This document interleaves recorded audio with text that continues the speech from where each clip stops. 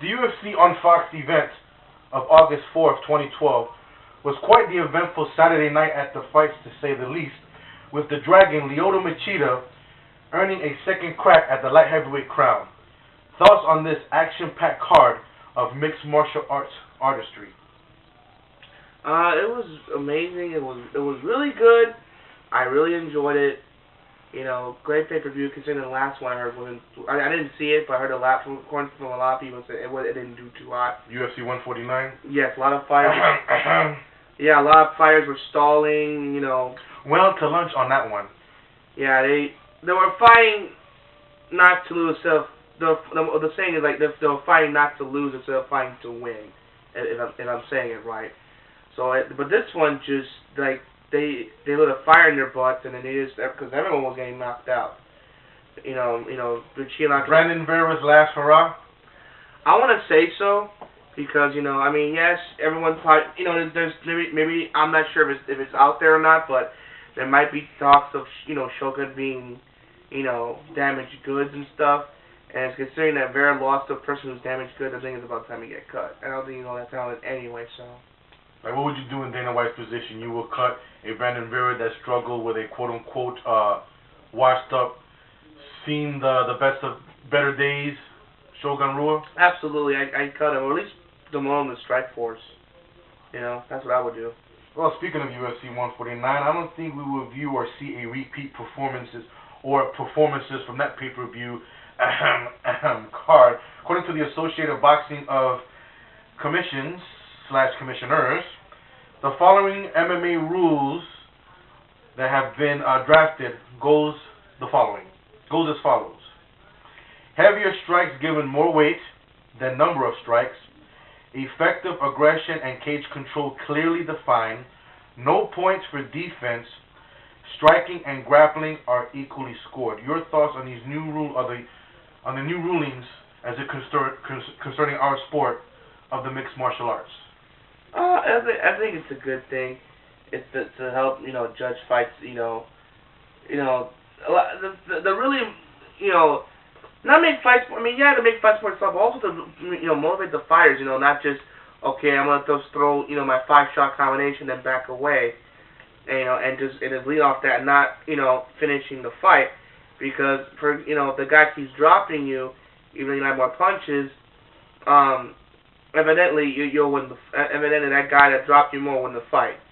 So the heavier punches will count more. So and amongst the other ones that they put it's just better so people won't hold people on the ground and just stall. Than to say, I mean, don't get me wrong, I love wrestling, MMA, the jiu-jitsu of it. If you're gonna take him down and punch him and kick him or try to choke him out, then by all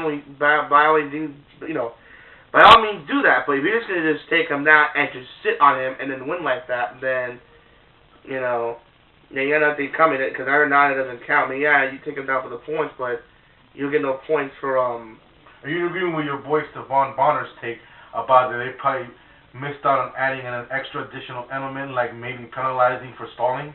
Yes, they should. Because a lot of fighters that stall. If you're doing something, being active, trying to better your position to choke or mount, whatever, then fine, and then keep them going. But if you're just sitting there, just holding them, then yeah, of course, penalize them.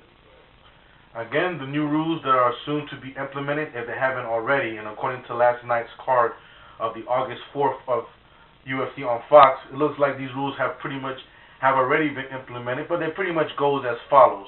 According to the Associated Boxing Commission/Commissioners, heavier strikes given more weight than number of strikes. Effective aggression and cage control clearly defined. No points for defense. Striking and grappling are equally scored. UFC 150 is this weekend, August 11th, 2012. Emanating live from Colorado, with the evening's main event being that of Benson Henderson versus Frankie Edgar, Part 2. And you are going with whom and how? I want to say Frankie Edgar. I mean, he was doing well in that fight, so he got up kicked, and that's when me and my brother felt that, he just seemed out of it, Where I think, he's gonna learn from his mistakes and really capitalize, and maybe he'll knock him out. But I don't see that. What I see is a split decision victory over to Frankie Edgar. But hey, stranger things have happened before. It is a wild and crazy sport. And I'm in agreement with you. I'm going with a majority decision with Frankie, with Mr. Edgar. Barring, that is if he's able to defend against another up kick, which led to his downfall in the title defense when he lost to Vincent Henson the first time around. Haters on The Dark Knight Rises. Again, I repeat, and it bears repeating. Haters on The Dark Knight Rises. Please stop. Please stop. Please stop. If you simply cannot sit still and soak in this film, at the very least, objectively, and not come out with at least with this mindset that it was at least a quality effort, do us all a favor. Zip the lip. Alex, your thoughts on the uncalled for or borderline unfair or hateration of criticism across the board from the quote-unquote haters of those who want to see, I guess, the apparent, if not obvious, downfall of DC Comics / Warner Brothers partnership. Okay, first of all, I want to say this. Granted, Marvel, to me, in my opinion, is better than DC, but I still love DC. I love Batman. I love Superman. I think it's more of the movie management than comic management. It just need to get more of those comic DC films out there, like Flash and a better Green Lantern movie and Wonder Woman and so on. But do you share my opinion that you can, at least as a moviegoer, as a connoisseur of films, of movie watching, of film appreciation, if you cannot just simply sit still and just soak up this film objectively for what it is, and at the very least, not at least come out with, well, this was at least a quality effort of artistry. These folks, are you in agreement with me? Would you at least side with me and say that they should just do us all a favor and just zip the lip? Don't go to movies no more. What I'm trying to say is this. If you have an opinion for something, no matter what, either they fix the problem that they felt was wrong with Dark Knight Rises, there's still people love to complain no matter what. There's people that I know, believe it or not, that hate the last one, The Dark Knight, and there's people that I know that hate The Avengers. And those are great films. That people hate things, and it's not because, it's bad or there's some, plot holes and stuff. It's more of just nitpicking. Tell you why they hate it. They're like, in my opinion, pardon me, my friend, they're just fucking upset, like, because they're viewing these movies and like, damn, I didn't do that, or I couldn't do that, so therefore, in my opinion, in my view, it just breeds that disease of hatred. But or it could also be that maybe it's that, but maybe it's also that I just think it's envy.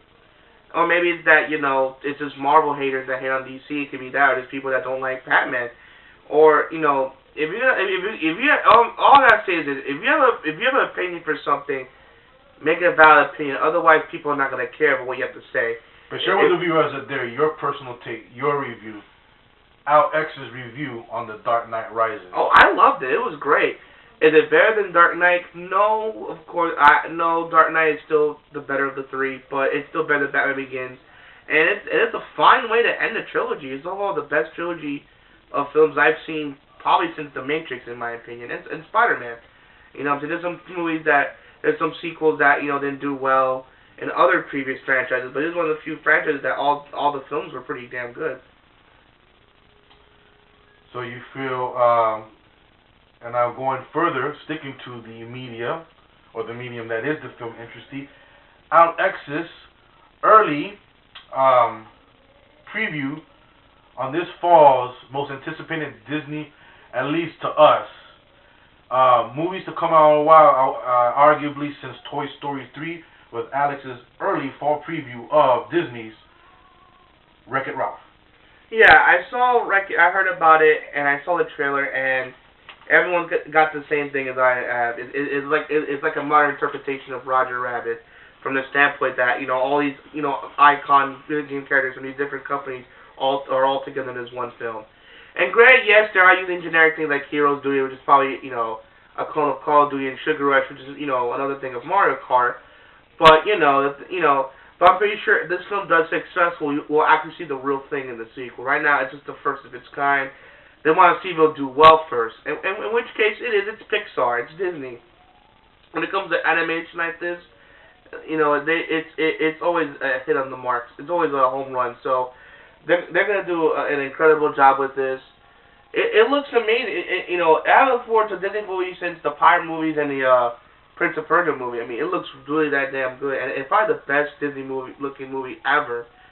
I mean, you know what I'm saying? It's about a character that is a bad guy for years and wants to change and wants to be a good guy, be loved, and it's not just for seeing which characters show up, but also the Wreck-It Ralph characters are very interesting. It's something you've never seen before.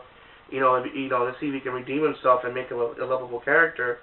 So I'm looking forward to it. You should see it too. And it's Disney and Pixar. Say what you want to say about Disney, but when it comes to their animation movies, especially when they do Pixar movies, it's always a classic. Looks absolutely fantastic. Go USA all the way at the 2012 Olympics in London. Till next time, me on behalf of Al to the X, we are out of here.